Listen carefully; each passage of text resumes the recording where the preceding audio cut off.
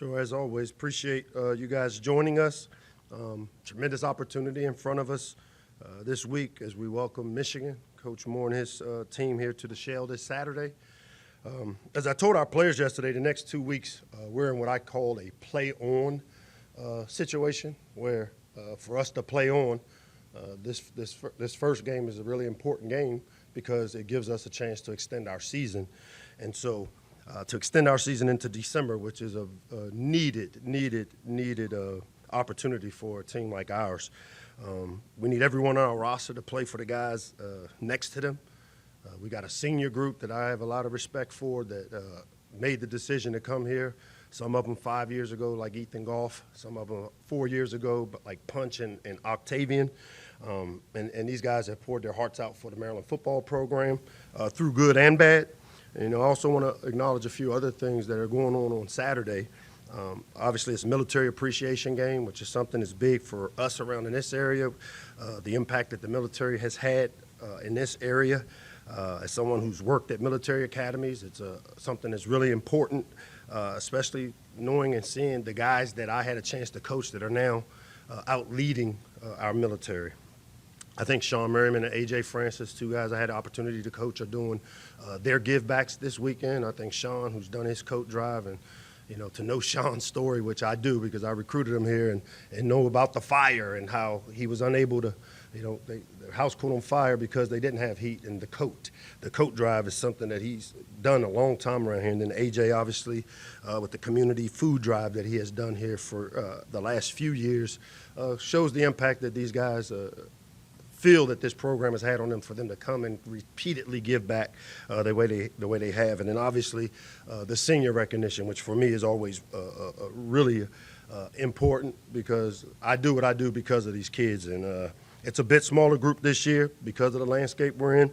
But some of these guys have meant so much to me, to this program, to this community. And I'm really excited to be able to honor them and honor them hopefully by playing winning football. Our game captains this week, Ethan Goff, Shalik Punch Knotts, and Octavian Smith will represent us. And with that, I'll open up to whatever questions you have. Hey, Mike, just your reaction when your athletic director not only gives an endorsement about your future, but says additional resources are on the way too. I figured that would be probably the first question. I'll say this, from the day that Diana and Jim got here, Jim and Diana got here, however you want to place it, both those guys have played a huge role in hip to hip with me. There was a time from December 1st up through the hire and the buzz, our basketball coach, that there weren't a lot of people that understood the landscape. And when they got here, I can remember the first meeting I had with them, we presented a plan. And for them to see the plan and understand, and then they've had a chance now to watch what we've done. Obviously, no one, including myself, is happy with where we are when you talk about the map and the terrain.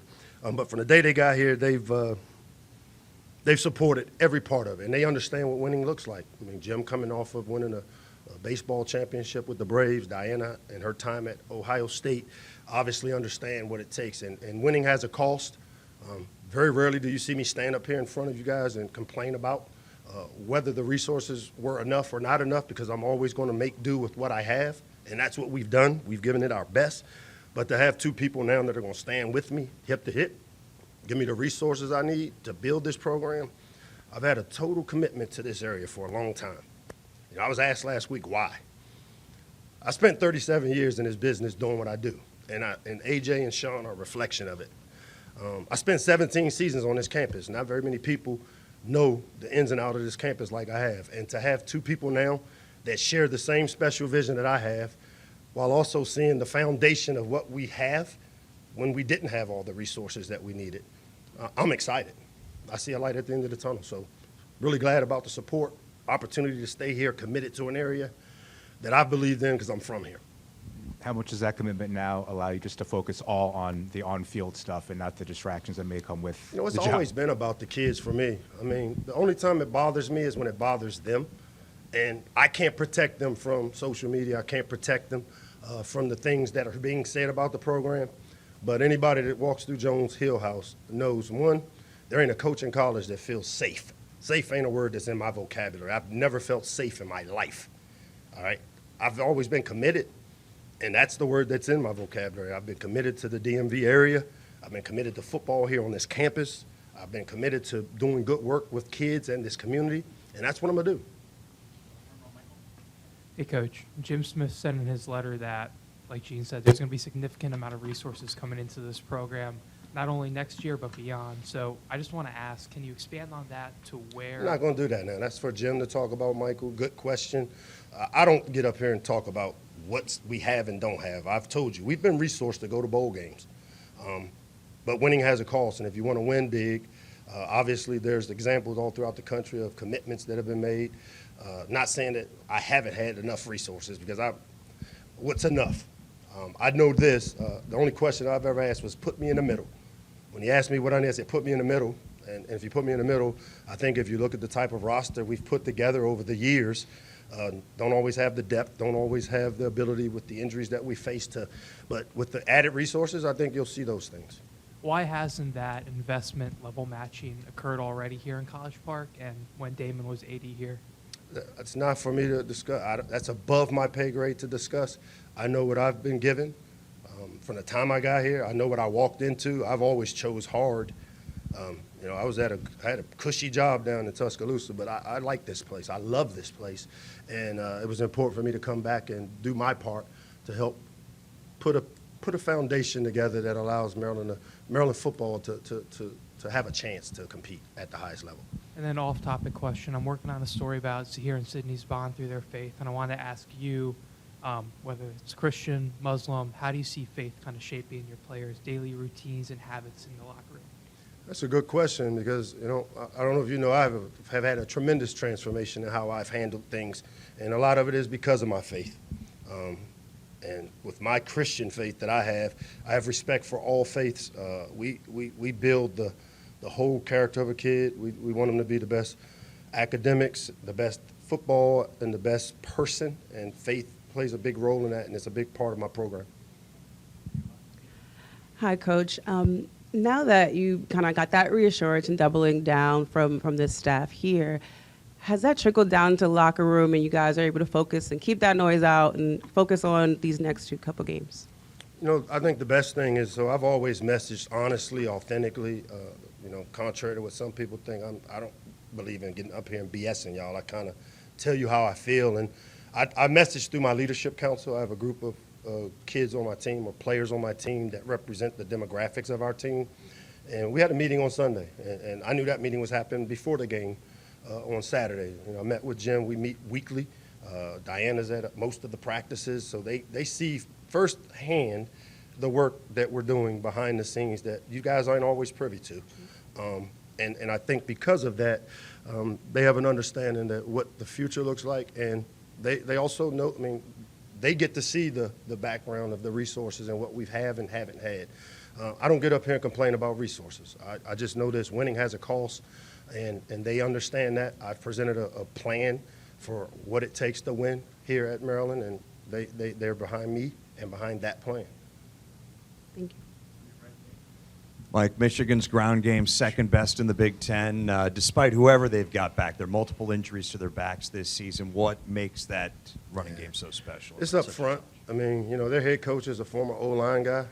He's they're a run-first team now. You know, they're the coordinator, Chip Lindsey, who I've known Chip a long time. He spent time at Notre Dame and was at Georgia Tech with Brent Key, who I work with. And so they add a huge RPO element with Chip to the run game that they've already been one of those teams that likes to establish the run, and because of the philosophy of their head coach, there's no doubt they got talented backs, but the guys up front are the guys that really make them go. And if you look at the way those receivers block the perimeter, I think that shows you the character of this team. And one of the things you guys have been able to do really well offensively this year, keep Malik upright. They've got a guy, Derrick Moore, I think 9.5 sacks. What makes him such a special challenge for you guys? Yeah, Derrick is one of those players from right up the road there, St. Francis. I played for Coach Poggi, who I know very well. My son played for Biff over at Gilman. And so Derrick Moore is one of those talented guys, a lot like 17, a lot like a bunch of the guys we faced in this league. Every league has one. On the other side of him, you have a former Terp, Jay Sean Barham, who plays linebacker, but also they walk him down to the boundary as a DN. And they will be a tremendous challenge for our tackles. Both Rotrell and Allen have done a tremendous job from a fundamental standpoint of protecting our quarterback. And so they'll have that challenge this week against two talented pass rushers that we know a lot about. Hey, Coach, heading back to the senior class, how have you seen, an unselfishness from them this year and, the preparation for building the next future of Terrapins? There's one play that jumped out to me last week that kind of showed you when I talk about this team. The goal line stand, 14 was chasing from behind, completed the ball, contact at the 1-inch line, and then I saw 22 come in and finish, and I saw a bunch of guys running in and finishing. Our defense has stood tall for all year long, as they have had to, because they have a little brother playing quarterback that's learning as he goes and is tremendous, tremendous talent, and will be a really talented player around here for a long, long time. But it's plays like that that don't get talked about because the outcome obviously was the score. But those are the little things as a coach. When you show that to your team and you're able to show that type of finish in a game that, we weren't necessarily in it at that point, I think that talks the volume of what those seniors have brought. Because every day, Octavian, Shalik, Ethan Goff, these guys show up. Jalen Husky, who, was a transplant, came back home to help me. These guys are bought in. Hey, Mike. George. You have a highly talented freshman quarterback. You're facing another one in Bryce Underwood on the other side. What are the things that you've seen in scouting him that make him so dynamic, and do you see any similarities between him and Malik in this freshman year? Yeah, it's funny because, Cam Newton had his quarterback camp here on campus a couple summers ago, and Bryce happened to be here. I know the guy that trains him really, really well up there in Michigan that does a tremendous job. And so he came down for that camp, and Malik happened to be here for that camp. And both those guys are super uber talented. And in this league, to have two young quarterbacks with futures like they both have, I think the thing that really makes Bryce go is not only the live arm, but his ability to extend plays with his feet. As a football player, as a quarterback, a guy that, can hurt you both arms and legs. And so, he's learning as he goes as well. And for them to be 2 games, I think, out of possibly the college football playoffs, they got a lot to play for. They're putting a lot on him, like we've asked a lot of our freshman quarterback. The run game for them has really kind of helped him. And so we've got to figure out how to get our run game going this week. This will be a battle of 2 really young, talented quarterbacks that I think you'll see for years to come in this league. And amid a similar situation last year, struggling with a losing streak, you took over play calling duty. Is that something that you considered at any point in this season during this streak? I'm involved in the shaping of our game plan. Pep is calling it. I haven't called very many plays. I make really strong suggestions now, but all those types of things are, Pep is the offensive coordinator. I'm shaping it like I learned from Nick Saban, who sat in every defensive meeting at Alabama and shaped the game plan. And then makes my interjections throughout the course of the game when needed. It's just the status of Daniel and Zahir, Beat and up. Availability. Beat up. They're beat up, but you know what? I guarantee you they both will show up here Saturday to play. Zahir's been battling a turf toe on a young player. If you've ever had it, to play defense and not be able to anchor and have a will. Daniel's been playing on a bad ankle the last couple of games, and he is trying his butt off because he knows we don't have a lot of depth behind him. And so what we're doing is trying to get him to the game Saturday. So we're being smart with how we utilize him this week. He's a veteran enough player now that a lot of the reps that he needs to take could be more mental at this point in the season. So I expect both those guys to be available. Coach, Michigan's obviously been an elite program over the last few seasons, but they've also been a team that you guys have historically given them a run for their money. You've had some really close games against them. Are you taking anything from those previous games to maybe look at your team and say, hey, we did this against them these games, and now we can take it over to this weekend, or is it just a new team, new slate? It's a new team, new slate. The landscape we're in, this is where you're at. They got Wink Martindale as their D coordinator, who was the coordinator at the New York Giants. So nothing in how we played against them matters on that end. They've got Chip Lindsey as their offensive coordinator. There's nothing from last 2 games we played them that operate from how they played then to now. The head coach is similar, so there are some similarities there. But the landscape we're in, this is one of those, every year is going to be about this game. And usually for us, it's not really about our opponent, because if you go back and look at where we are, it's typically things that we can control or that we have to do better. And I understand that, and we'll continue to coach and work through it.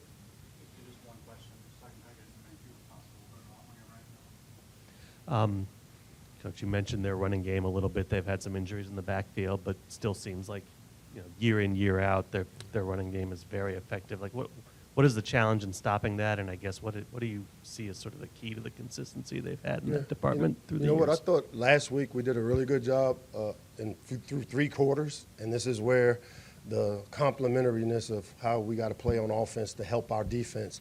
Our defense played the run better last week because we had better players back. We had 57. I mean, I can't talk about Bryce Jenkins enough about the size he has, his power, his strength, and he hasn't played a lot. He's had some injuries. He's coming off the concussion. But to play the run, you got to have big bodies in this league. And up front, it doesn't matter who their running back is, because Michigan has a big front 5, and they've got some tight ends that do a really good job. For us to stop the run, and I think last week, they were about 120 yards of rushing going into the fourth quarter before they hit a couple of the long plays at the end. It's about being gap sound, and it's about tackling. 2 weeks ago, we missed 22 tackles against Rutgers. Last week, we missed 4. Some of that's a byproduct of guys playing through injuries and not being able to finish. Some of it's young guys that are being thrust into roles where this year we haven't played a bunch of young players as backups like I have in the past, because, as I've always said, we're not a developmental program anymore. You know why? Because we have to win now. And we got 2 games left to play. We've got a game against Michigan here at home, a bunch of seniors that we owe to go out and finish and to have pride in how we finish playing here at home. And then these seniors also have a responsibility to figure out how to get a win to extend so that we could develop and this young team even more with the opportunity to play for a bowl. Hey, Mike, what would more investments and resources next year allow you to do that you currently cannot do? Well, there's nothing that those resources can do to help me right now, currently, because we're in this season. All the other stuff is stuff that at the end of the season, I think, as you sit with Jim, as you get with the people, I'm not here to give the playbook. I gave the plan of what it takes to compete for Big Ten championships. It has a cost. They're familiar with that because of the plan I presented. Obviously, with his statement, I think, all I can do is stand on the statement that he understands because he comes from it. Diana understands. They come from it. I've never sat up here and complained, bitched, or moaned about resources. All I say is winning has a cost. I am doing the best with what I have had. And it's been resourced enough to be a bowl-win team, bowl-eligible team. That part is on me. We're not bowl-eligible, haven't been this last season, and we have opportunities to be now, and that's what my focus is on. And just to clarify, you said you were told before the game Saturday what was announced Sunday? No, I said I had a meeting on Friday where I understood that to set up things for Sunday for my guys to be able to communicate to them. Coach, last home game of the season, obviously the crowd voiced some displeasure in the previous game. Is there any sort of sense from you of trying to give a message to sort of rebuild trust or faith in the program following the last 2 years? All I can tell you is anybody that knows me knows how committed I've been to Maryland football. For me to have to sit up here and explain to fans how much I want to win here, I think the people that understand and know. If you just look at how we've recruited here, players don't follow BS. They go where they think and know it's real. It's real here in this program, and now we have a vision, a plan, and now I have partners that will help me execute the plan that I've set for us to take the next level with this program. Hey, Coach, just wanted to ask you about the timing of Jim's letter. How do you feel about when it was dropped? Would you have liked to see this earlier in the season? It didn't bother me when it dropped, how it dropped. It needed to be said. At whatever point Jim felt comfortable to be able to say it. I mean, he's evaluated this program from the time he's gotten here. Super smart guy that from the day he got here, there's no doubt he understood the business of sport. But he also understands sports business, and then Diana and her expertise with being at places where they've had great success And it's not that we didn't have that here before. I'm saying that they have partnered with the vision I have for what it would take, and they agree, and they've given me the time. It takes time and resources. They've given me the time. Obviously, my contract allows that, and then they are committed to giving me the resources. Just from your conversation with Jim, did he give a reason why now was the right time? No, I didn't even ask because it wasn't important. Thanks.